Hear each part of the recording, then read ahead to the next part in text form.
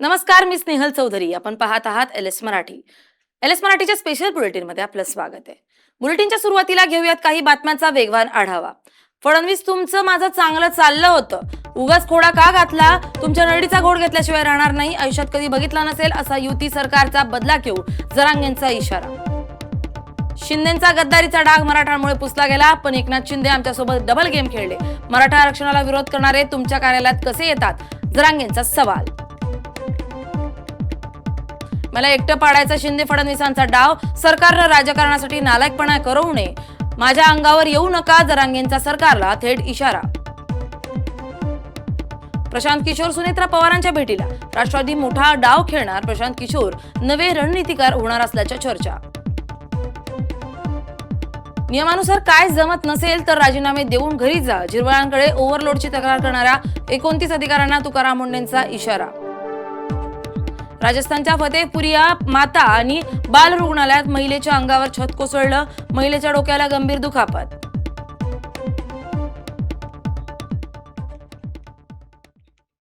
आता पाहूयात काही सविस्तर बातम्या. पहिली बातमी पुण्यातून. पुण्यात सरकारच्या विरोधात डॉक्टरांचा निषेध. काळ्या फिती बांधून डॉक्टरांचा निषेध करण्यात आलाय. संबंधित नोंदणी प्रक्रिया मागे घ्यावी असं डॉक्टरांचं म्हणणं आहे. वैद्यकीय सेवा बंद करण्याचा डॉक्टरांचा इशारा आहे. पुण्यातील कमला नेहरू रुग्णालयातील डॉक्टरांनी महाराष्ट्र शासनाच्या निर्णयाविरोधात संविधानिक मार्गाने निषेध सुरू केलाय. काळ्या फिती बांधून डॉक्टर रुग्णसेवा देत आहेत. सरकारच्या BHMS डॉक्टरांच्या थेट सेवेत भरती करण्याच्या निर्णयाचा आणि MBBS डॉक्टरांना इतका दर्जा देण्याचा निर्णयाला विरोध व्यक्त करतायत. संबंधित नोंदणी प्रक्रिया मागे घेतली नाही तर बेमुदत वैद्यकीय सेवा बंद करण्याचा इशारा डॉक्टर संघटनेने दिलाय. याचाच आढावा घेतलाय आमचे प्रतिनिधी प्रथमेश तांबे यांनी. थेट भरती संदर्भात जो आहे तो विरोध करत MBBS डॉक्टर आता संपावर जाण्याच्या तयारीत आहेत आणि त्या संदर्भातच ते या ठिकाणी हाताला काळ्या फिती बांधून या ठिकाणी आंदोलन करत असल्याचं आपल्याला पाहायला मिळतंय. नेमकं हे त्यांचं आंदोलन कोणत्या सरकारी GRच्या विरोधात सुरू आहे हे आपण त्यांच्याकडून जाणून घेऊयात. नेमकं तुमचं आंदोलन जे आहे ते कशासाठी सुरू आहे आणि सरकारच्या कोणत्या GRला विरोध करण्यासाठी तुम्ही या ठिकाणी हाताला काळ्या फिती लावून आंदोलन? 3 ऑगस्ट रोजी महाराष्ट्र शासनाने एक निर्णय काढला ज्याच्या अंडर होमिओपॅथी डॉक्टरांना CCMP रजिस्ट्रेशनच्या अंडर MMC मध्ये रजिस्ट्रेशन करून ते म्हणजे 1 वर्षाच्या ॲलोपॅथीचा फार्माकोलॉजी कोर्स करून ॲलोपॅथी प्रॅक्टिस करू शकतात. याचा धोका असा आहे की होमिओपॅथी ही वेगळी तज्ञ ब्रांच आहे आणि ॲलोपॅथी वेगळी ब्रांच आहे. जर एक MBBS डॉक्टर आयुष्याचे 2 वर्ष नीट UG पास करण्यासाठी तिथून पुढे 5.5-6 वर्ष MBBS डॉक्टर होतो, तेव्हा कुठे तो एक लायबल होतो की तो इमर्जन्सी कंडिशन हँडल करू शकतो. मग तुम्ही जो होमिओपॅथी डॉक्टरांना होमिओपॅथी नंतर 1 वर्षाचा फार्माकोलॉजी कोर्स करून मेडिसिन कोणते द्यायचे हे जर शिकवत असाल तर ते पेशंटसाठी यामुळे धोकादायक आहे की ते मेडिसिन का द्यायचे त्यांना हे समजेल, पण ते कोणत्या पेशंटला मेडिसिन ना दे. पुढची बातमी आहे धाराशिवातून. कृषी निविष्ठा घोटाळ्यावरून राजकारण चांगलंच तापलंय. निलंबन पुरेसे नाही, दोषींना बडतर्फ करा. दोषींवर गुन्हे दाखल करण्याची पाटलांची मागणी. बडतर्फ करा, गुन्हे दाखल करा, कैलास पाटील म्हणतात. धाराशिव जिल्ह्यातील शेतकऱ्यांच्या कृषी निविष्ठेबाबतीत जो भ्रष्टाचार झाला होता, काही अधिकाऱ्यांनी जो भ्रष्टाचार केला होता, त्याबाबतची तक्रार मी खरीप आढावा बैठकीमध्ये केली होती. त्यानंतर कृषी मंत्र्यांकडे तक्रार केली होती, सचिवांकडे तक्रार केली होती. त्यानुसार शासनानं त्या ठिकाणी चौकशी समिती नेमून अधिकाऱ्यांचे निलंबन केलेलं आहे. पण ती कारवाई निलंबनापुरती न थांबता जी वसूलपात्र रक्कम आहे ती वसुली झाली पाहिजे. जे कठोर, ज्यांचे दोष जास्त आहे, ज्यांनी जास्त भ्रष्टाचार केलेला आहे, अशा प्रमुख लोकांमध्ये प्रमुख आहेत यांच्यावर फौजदारी कारवाई झाली पाहिजे. आणि मला शासनाला एवढंच सांगायचंय की ही योजना आपण DBTद्वारे केली, त्यात पारदर्शकता येऊ शकते, पण निविष्ठा, बोगस निविष्ठा शेतकऱ्यांच्या माथी मारण्याचं कारण काय? हा प्रकार फक्त धाराशिव जिल्ह्यापुरता नाही तर पूर्ण महाराष्ट्रभर या कृषी निविष्ठाच्या बाबतीत खूप मोठ्या तक्रारी शेतकऱ्यांच्या आहेत. शेतकऱ्यांना निविष्ठा वेळेत मिळत नाही, मिळाल्या त्या बोगस मिळतात. त्यामुळे याबाबत शासनानं DBT योजना राबवावी. आणि मला एवढंच सांगायचंय, या कारवाईमुळं इथून पुढच्या काळात तरी शेतकऱ्यांच्या अन्नात माती घालवण्याची हिंमत कुठलाच अधिकारी करणार नाही. अशी कारवाई कठोर. आता वळूयात पुढच्या बातमीकडे. पुढची बातमी आहे नाशिकच्या लासलगावच्या APMC मार्केट यार्डमधून. सभापती निवडणूक दुसऱ्यांदा स्थगित करण्यात आली आहे. 11 ऑगस्टला पणन मंत्र्यांच्या दालनात सुनावणी होणार आहे. इच्छुक पदाधिकाऱ्यांचा चांगलाच हिरमोड तिथं झालेला आहे. बाजार समितीच्या सभापती आणि उपसभापती निवडीसाठी माननीय जिल्हा उपनिबंधक सहकारी संस्था नाशिक यांनी यापूर्वी 11 जुलै रोजी सभापती उपसभापतीच्या निवडीसाठी सभा आयोजित केली होती. ही सभा निफाडचे सहाय्यक निबंधक कांतीलाल गायकवाड यांच्या अध्यक्षतेखाली आयोजित करण्यात आली होती. परंतु सभेच्या दिवशी त्यांची अचानक तब्येत बिघडल्यामुळे ते सभेस उपस्थित राहू शकले नाही. त्यामुळे त्या दिवसाची सभा स्थगित झाली होती आणि ती सभा नव्याने परत घेण्यासाठी माननीय जिल्हा उपनिबंधक तथा जिल्हा निवडणूक अधिकारी यांनी दिंडोरीचे सहाय्यक निबंधक मान्य श्री वैभव मोर्डे यांच्या अध्यक्षतेखाली आज 6 ऑगस्ट 2026 रोजी बाजार समितीच्या सभापती उपसभापती निवडीसाठी सभा आयोजित केली होती.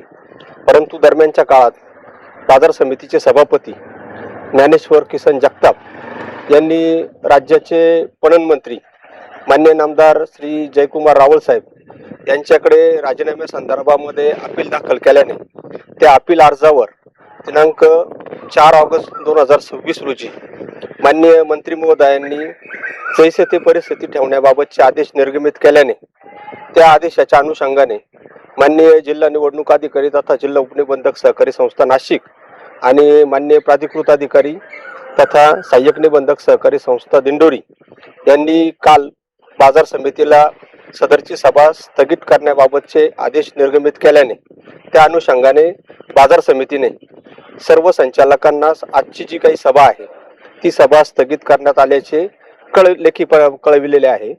आणि या संदर्भामध्ये माननीय मंत्री महोदयांच्या समोर 11 तारखेला सुनावणी होणार असून त्यानंतरच सभापती उपसभापती निवडीबाबत पुढील आदेश निर्गमित होतील. पुढची बातमी एका युवकाची थरारक धाडसाची.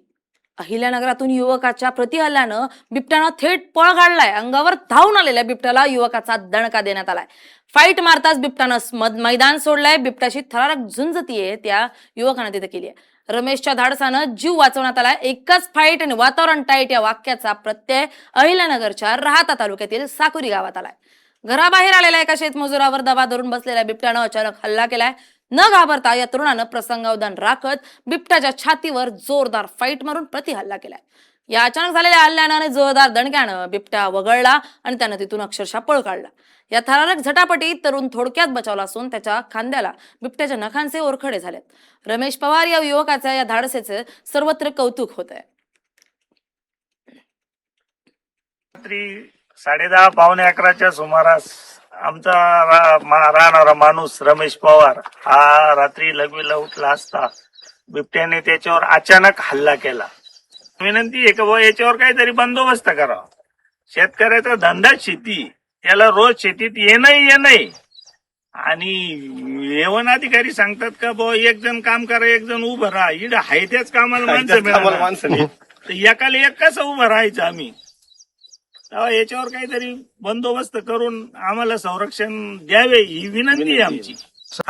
आदिवासी समाजाचा जो आमचा या ठिकाणी जो माणूस आहे हा पहाटे 5 वाजता लघवीला उठला. त्याला माहित नव्हतं का 10:30 वाजता रात्री त्याला माहित नव्हतं का माग बिबट्या आहे.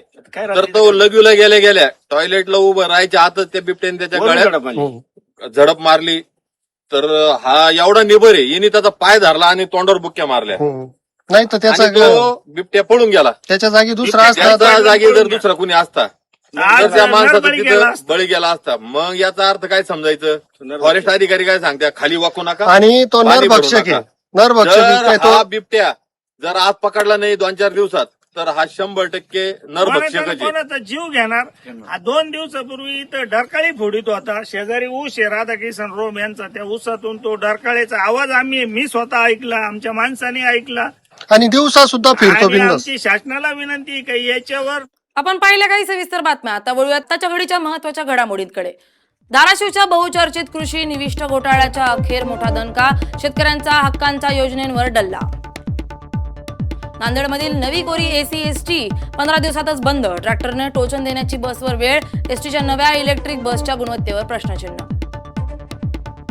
जळगावच्या भुसावळमध्ये 2 वर्षे लग्नाचं आमिष दाखवत तरुणीवर अत्याचार. लग्नास नकार देत लाखोंची फसवणूक. पोलीस ठाण्यात गुन्हा दाखल. वाशिममध्ये धोकादायक वळणामुळे अपघातांचा धोका. सार्वजनिक बांधकाम विभाग आणि राष्ट्रीय महामार्ग प्रशासनानं तातडीनं उपाययोजना कराव्यात. नागरिकांकडून मागणी. पनवेलमध्ये वेश्या व्यवसायातून 2 पीडित महिलांची सुटका, अनैतिक मानवी वाहतूक प्रतिबंधक कक्षाची मोठी कारवाई. नाशिकच्या मालेगावात आजपासून एमबीबीएस डॉक्टरांची आपत्कालीन सेवा बंद, बीएचएमएस सीसीएमपी नोंदणी प्रक्रियेला डॉक्टरांचा विरोध. यवतमाळमध्ये बीएचएमएस सीसीएमपी नोंदणी विरोधात डॉक्टर आक्रमक, ओपीडीसह अत्यावश्यक सेवा ही बंद, मेडिकल काउन्सिलच्या निर्णयाविरोधात आंदोलन तीव्र. हिंगोलीत शक्तीपीठ महामार्गाविरोधात शेतकऱ्यांचा आक्रमक पवित्रा, महामार्ग होऊ देणार नाही, कंपनीच्या व्यक्तीला पकडत शेतकऱ्यांचा इशारा. लातूर जिल्ह्यात हलगी वाजवत संभाजी सेनेचं आंदोलन, एकाच ठिकाणी वर्षानुवर्षे ठाण मांडून बसलेल्या कर्मचाऱ्यांच्या बदल्यांची मागणी, अन्यथा आंदोलन तीव्र करू, आंदोलकांचा इशारा. पुण्याच्या कोथरूडमध्ये काही जणांकडून तरुणाला बेदम मारहाण, प्रकरणाचा सोशल मीडियावर व्हिडिओ व्हायरल, कायदा आणि सुव्यवस्थेचा प्रश्न पुन्हा एकदा ऐरणीवर. या होत्या काही आताच्या घडीच्या महत्त्वाच्या घडामोडी. अशाच घडामोडी पाहत राहण्यासाठी पाहत राहा LS मराठी, सत्याची नवी दिशा.